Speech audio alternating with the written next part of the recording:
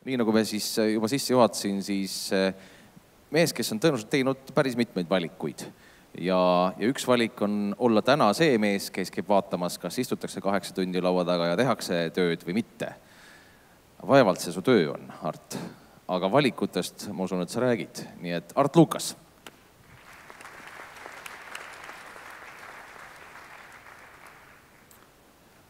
Mina olin abiturient aastal 97 ja siis ma mõtlesin, et mida ma peaks oma eluga edasi tegema ja ma olin jõudnud järeldusele, et või äri või majandus on see, mida peaks edasi õppima.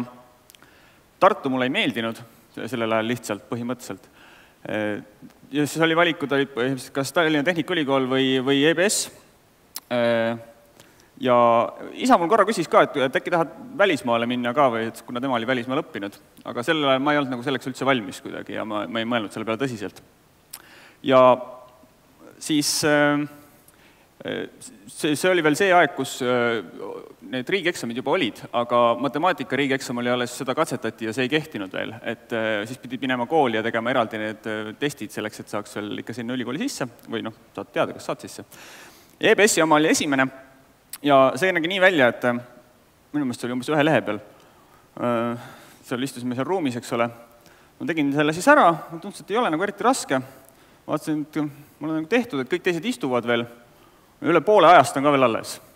Mul natuke imelik oli nagu ära minna, siis ma istusin veel natuke paar minutit ja siis mõtlesin, et õudselt igav on ikka, et siis ma tõusin püsti, läksin ära, andsin selle testi ära. Ja siis mõni päev hiljem siis öeldi, et te olete 3 parema sissesaaja seas, et te võite tasuta õppida.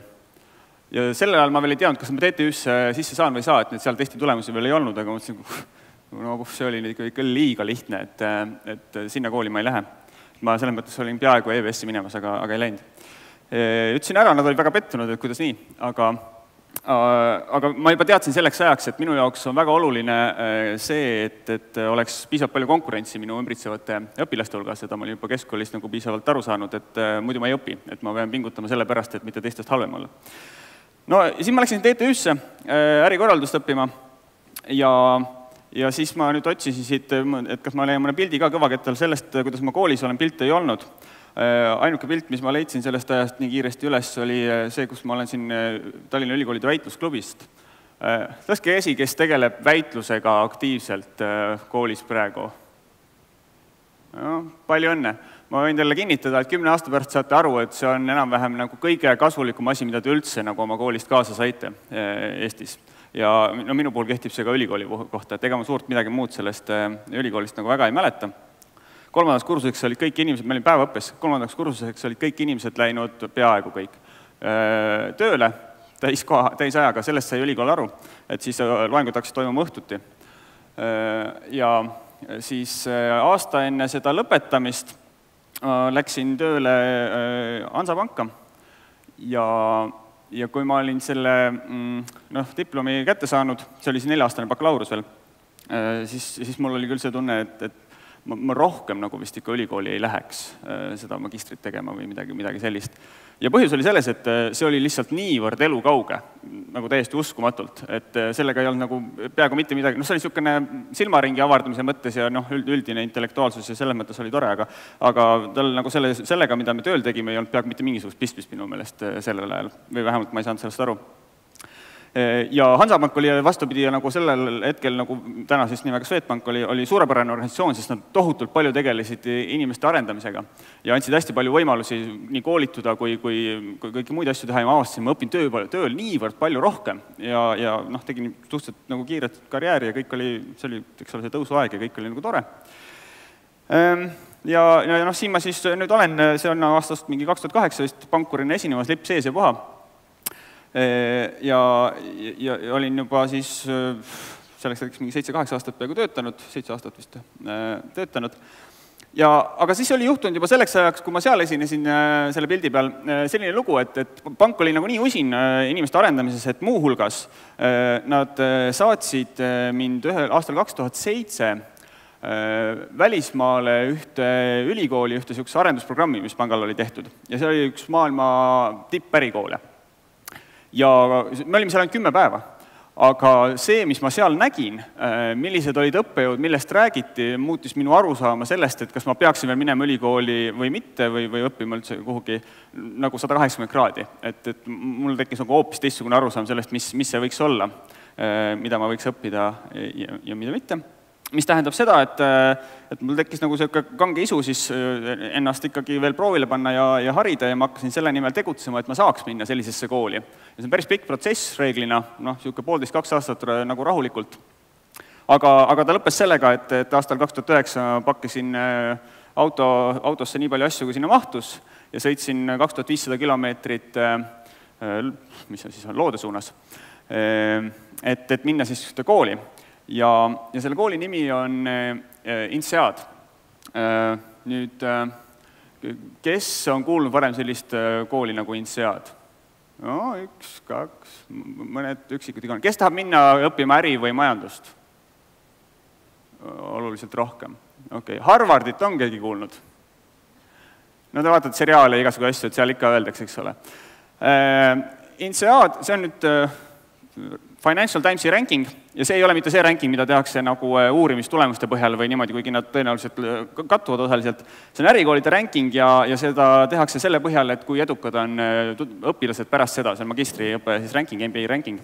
INSEAD on siis maailma umbes 5 parema kooliga hulgas, siin on ta Harvardist kohe järgmine ja põhimõtteliselt see on nagu Euroopa Harvard, et 50 aastat tagasi üks Harvardi professor tuli Euroopasse ja otsustas sellise asja teha ja erinevus seal Harvardist on see, et Harvardis ütleme, läheb umbes 1,5 aastat selleks, et see programm läbi käia ja siis INSEADis tehakse see umbes 10 kuuga ära, see sama asi, mis tähendab, et see tehakse veel nii palju intensiivsemaks.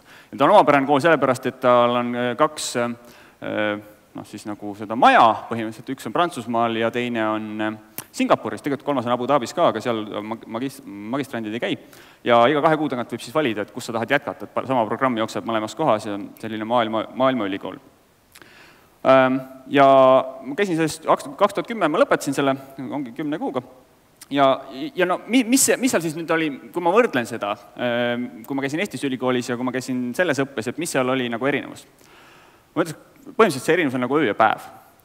Ja ma olen ikkagi nagu oma hinnangus nagu suhteliselt mustvalge, et võib-olla nagu geenitehnoloogia või mingi muu selline eriala on selline, kus Eesti ülikoolid või hariduse maailma tasemel sotsiaalteadused, sealhulgas majandus, seda kindlasti ei ole. Nagu absoluutselt, see ei ole üldse nagu mingi võrreldav asi. Mis ei tähenda seda, et sellega ei oleks mitte midagi peale hakata. On ikka, aga need ei ole võrreldavad asjad. Esimene asi, mida välismaal ülikoolides käies õpib või mida peab arvestama, on see, et tüüpiliselt kõikides nendes koolis, ükskõik millised sealt rankingust võtate, see võib olla ka sinna tükk maad allapoole, on see, et tegutsetakse gruppides. Et Eestis on millegipärast kombeks nii, et õppimine käib individuaalselt, eksamid on individuaalsed, seal pannakse selgelt inimesed gruppides, öeldes, et te peate saama grupis hakkama ja nii te töötate. Selleks, et te saaksite hakkama, see on siis mingisugune selline meeskonnakoolitus, mis meil tehti mõned päevad enne seda kooliaasta algust. Sa pead õppima, usaldama oma meeskonda, see oli siis 5 inimest, olime me grupis ja nendega sa pead töötama. Siin me teeme eksamit, me teeme 5 eksamit ja me saame ühise hinde lõpuks.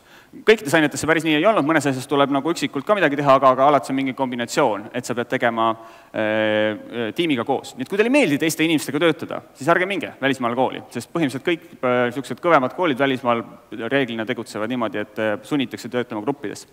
Teine asi, mida te siit pildi pealt võite juba aimata, on see, et see on minu grupp ja see on väga mitmekesine seltskond. Ja see on selle kooli konkreetselt ka üks eripärasid, et minu kursusel oli üle 60 erineva rahvuse. Siin grupis on siis, ühesõnaga, see on väga keeruline jutt, üks on India päritolu ameeriklane ja üks on Malaisiast tulnud Ameerikas elanud ja üks on Peruust ja ühe puhul on natuke raske üldse aru saada, mis rahvusest ta on, sest see on liiga pikk jutt ja ta ise ei oska ka ütelda.